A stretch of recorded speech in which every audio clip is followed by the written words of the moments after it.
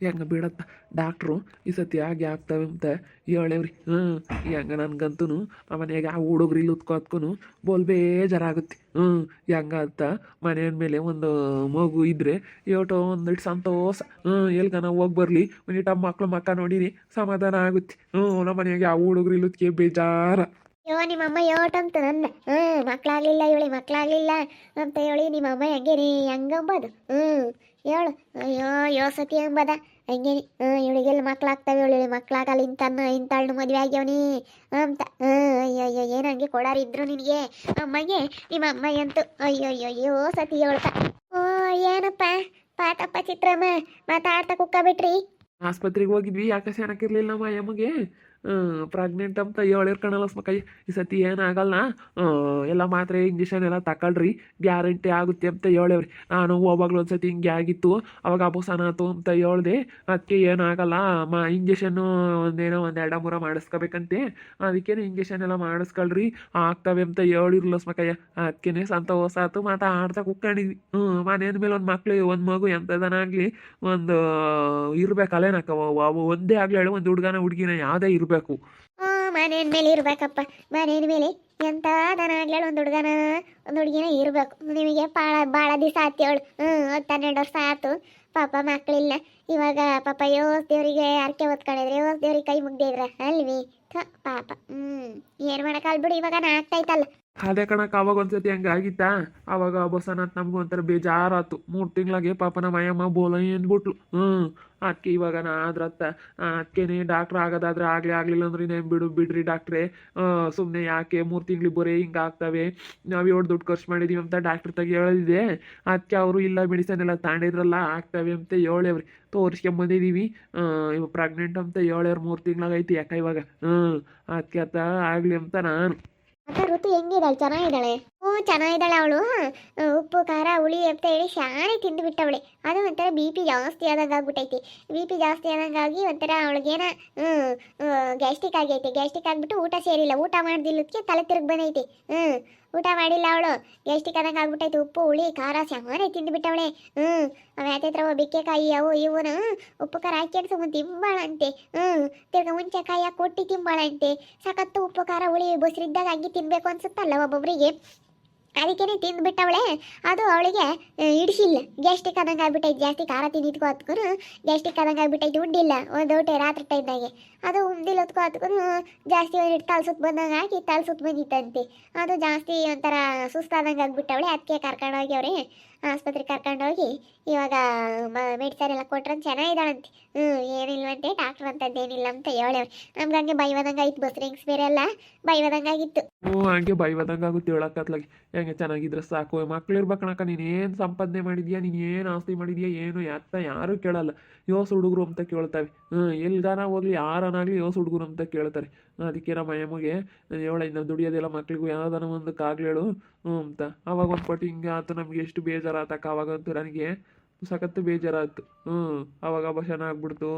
ಅಯ್ಯೋ ದೇವ್ರೇ, ನಾನು ಅವಾಗ ಯೋಟ ಆಸೆಗಿದ್ದೆ ಗೊತ್ತೇ, ಭಾಳ ಆಸೆಗಿದ್ದೆ ಕಣಕ್ಕ. ಪಾತಪ್ಪ ಚಿತ್ರಮ್ಮ ಆರಾಮ ಮಾತಾಡ್ತಾ ಕೂಕೊಂಡಿದ್ರ. ಪುನಕ ಹಿಂಗೆ ಮಾತಾಡ್ತಾ ಕೂಕೊಂಡ್ವಿ. ಆಸ್ಪತ್ರೆಗೆ ಹೋಗಿದ್ವಿ. ಡಾಕ್ಟ್ರು ಪ್ರೆಗ್ನೆಂಟ್ ಅಂತ ಹೇಳಿರು. ಅದಕ್ಕೆ ಮಾತಾಡ್ತಾ ಕೂಕೊಂಡಿದ್ವಿ. ಆಸ್ಪತ್ರೆಗೆ ಹೋಗ್ಬೋದ್ವಿ ನಾನು ನಮ್ಮಯ್ಯಪ್ಪ. ಅದಕ್ಕೆ ಕೂಕೊಂಡಿದ್ವಿ. ಬಾ ಕುಕ್ಕ ಬಾ.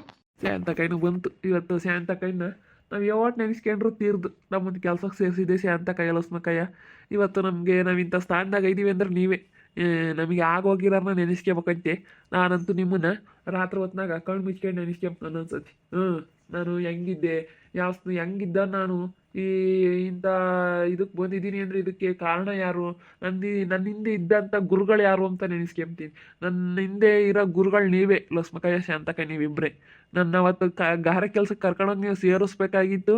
ನಾನು ಗಾರೆ ಕೆಲ್ಸಕ್ಕೆ ಸೇರ್ಕೋಬೇಕಾಯ್ತು. ನಾನು ನಮ್ಮ ಅಯ್ಯಮ್ಮ ಗಾರೆ ಕೆಲಸ ಮಾಡಿ ನಾವು ಎಲ್ಲಾನ ಬೇಲ್ದಾರ್ ಕೆಲಸ ಮಾಡಿ ಇವತ್ತು ಈ ರೀತಿ ಮೆಟೀರಿಯಲ್ಸ್ ಕಾಂಟ್ರಾಕ್ಟ್ ತಗೊಂಡು ಎಲ್ಲಾನ ನಾವು ಈ ರೀತಿ ಮನೆಗಳೆಲ್ಲ ಕಟ್ಟಿಸ್ತಾ ಇದ್ದೀವಿ.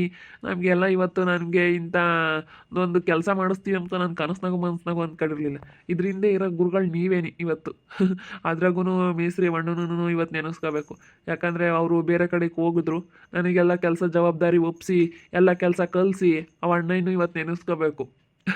ನನ್ನ ಹಿಂದೆ ಯಾರ್ಯಾರು ಇದ್ರು ಅವ್ರನ್ನೆಲ್ಲ ನೆನೆಸ್ಕೋಬೇಕು. ಯಾರು ಆಗಲಿ ಹೇಳು, ಈ ಮಕ್ಕಳು ಪಾಠ ಕಲಿಬೇಕಂದ್ರೆ ಗುರುಗಳು ಇರಲೇಬೇಕಂತ. ಶಿಷ್ಯರು ಪಾಠ ಕಲಿಬೇಕಂದ್ರೆ ಗುರುಗಳೇ ಅಂತೆ ಕಾರಣ. ಗುರುಗಳು ಹೇಳ್ಕೊಟ್ಟಿದ್ದೆ ಅಂತೆ. ಇವತ್ತು ಲೋಸ್ಮಕೈನ ಸೇಂತಕೈ ನನಗೆ ಎಷ್ಟು ಒಳ್ಳೇದು ಮಾಡ್ಯಾವ್ರಿ. ಹೆಂಗ ಬಿಡಪ್ಪ ಚೆನ್ನಾಗಿದ್ರೆ ಸಾಕು, ಯಾರೇ ಆಗಲಿ ಚೆನ್ನಾಗಿದ್ರೆ ಸಾಕು ಅಂತೀವಿ ನಾವು. ಹೆಂಗ ಬಿಡು ಒಂದು ಸ್ಥಾನಕ್ಕೆ ಬಂದಿದೆಯಲ್ಲ, ಯಾವುದಾತ ಒಂದು ಹುಡುಗಿನ ಆಗ್ಲೇಳ ಏನು ಆಗ್ಲಿ ಅಂತ ಕಾತ್ಕೊಂಡಿದೀವಿ ಕಣಕ. 12 ವರ್ಷ ಆಯಿತು. ಅದೇ ಯಾರನ್ನ ಹೇಳ್ತಿದ್ರು ನಾವು ಅಲ್ಲಿ ಇಲ್ಲಿಗೋ ಶಾಸ್ತ್ರ ಅದು ಕೇಳಿ 12 ವರ್ಷ ಆದಮೇಲೆ ಆಗ್ತವೆ, 12 ವರ್ಷಕ್ಕೆ ಆಗ್ತವೆ ಅಂತ. ಒಬ್ಬೊಬ್ಬರಿಗೆ 8-9 ವರ್ಷಕ್ಕೆ ಆಗ್ತಾವಂತೆ, 9 ವರ್ಷಕ್ಕೆ, ಒಬ್ರಿಗೆ 12 ವರ್ಷಕ್ಕೆ ಆಗ್ತಾವಂತೆ, ಒಬ್ರಿಗೆ ದೂರ್ಲು ಫಲ ಇರ್ತಾವಂತೆ. ಅದಕ್ಕೆ 12 ವರ್ಷಕ್ಕೆ ಆಗ್ತವೆ ಅಂತ ಹೇಳಿ ಎಲ್ಲ ಶಾಸ್ತ್ರ ಕೇಳಿದ್ವಿ, ಹಂಗಂತ ಹೇಳಿದ್ರು. ಬಿಡು ಆಗ್ತವೆ ಪಾಪ. ಅವಾಗ ಒಂದ್ಸತಿ ಹಿಂಗೆ ಆಯ್ತು ನಿಮಗೆ ಪಾಪ. ಅವಾಗ 3 ತಿಂಗಳ ಬಸನ ಆಯ್ತು. ಇವಾಗ ಸರಿಯಾಗಿ ಹೇಳ್ಬೇಕಾಯ್ತು ಡಾಕ್ಟ್ರೇ ಒಳ್ಳೆ ಮೆಡಿಸನ್ ಕೊಡ್ರಿ ಅಂತ. ಅದೇ ಹೇಳಿದೀವಿ, ಏನಾಗಲ್ಲ ಈ ಸತಿ ಹಾಗೆ ಆಗ್ತವೆ ಅಂತ ಹೇಳಿದ್ದಾರೆ. ಹೋದ ಸತಿನೇ ನಾವು ಮೆಡಿಸನ್ ತಗೋಬೇಕಾಯ್ತಂತೆ, ಅದೇನೋ ಪ್ರಾಬ್ಲಮ್ ಆಗ್ಬಿಟ್ಟು ಹಿಂಗೆ ಆಗೈತೆ ಅಂತ ಹೇಳಿದ್ರು. ಅದಕ್ಕೆ ಆಗ್ತವೆ, ಇನ್ನೊಂದು 3 ಇಂಜೆಕ್ಷನ್ ಹಾಕಿಸ್ಬೇಕಂತೆ. ಹಿಂಗಾಗಿದ್ದಾಗ 3 ಇಂಜೆಕ್ಷನ್ ಹಾಕಿಸ್ಬೇಕು, ಅವನ್ನ ಹಾಕಿಸ್ಕೊಂಡ್ರೆ ಅಬೋಷನ್ ಇಲ್ಲೂ ಏನೂ ಆಗೋದಿಲ್ಲ ಅಂತ ಹೇಳವ್ರಿ. ಹೆಂಗಾದ್ರೆ ಸಾಕಣಕ ದೇವ್ರ ದಯದಿಂದನ.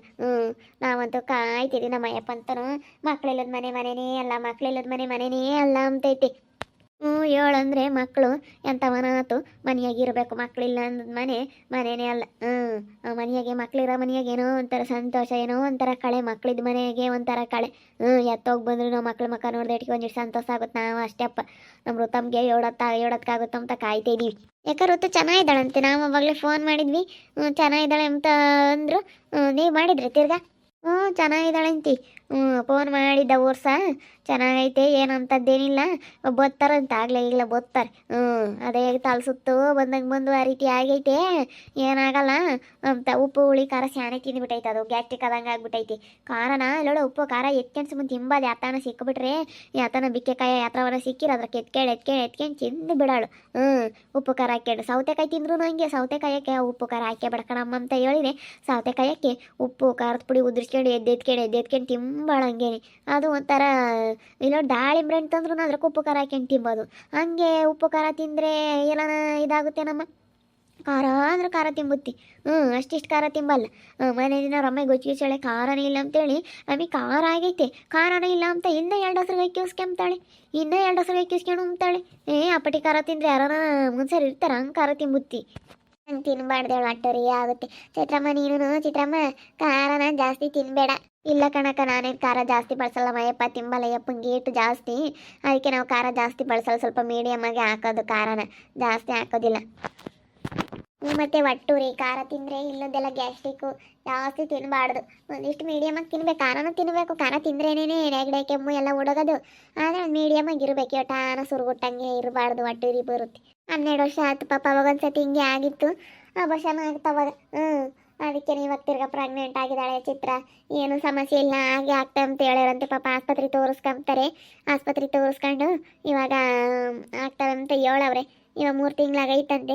ಹೆಂಗ ದೇವ್ರ ದಯದಿಂದ ಆದ್ರೆ ಸಾಕು. 12 ವರ್ಷಕ್ಕೆ ಆಗ್ತಾವಂತ, ಒಬ್ಬೊಬ್ರಿಗೆ 12 ವರ್ಷಕ್ಕೆ ಮಕ್ಳು ಆಗ್ತಾವಂತೆ, ಒಬ್ಬೊಬ್ರಿಗೆ 9 ವರ್ಷಕ್ಕೆ, ಒಬ್ಬರಿಗೆ 5 ವರ್ಷಕ್ಕೆ, ಹಿಂಗೆ ಸ್ವಲ್ಪ ಲೇಟಾಗಿ ಆಗ್ತಾವಂತೆ ಮಕ್ಕಳು. ಇವ್ರಿಗೆ 12 ವರ್ಷಕ್ಕೆ ಇವಾಗ ಆಗ್ತಾ ಇದ್ದಾವೆ.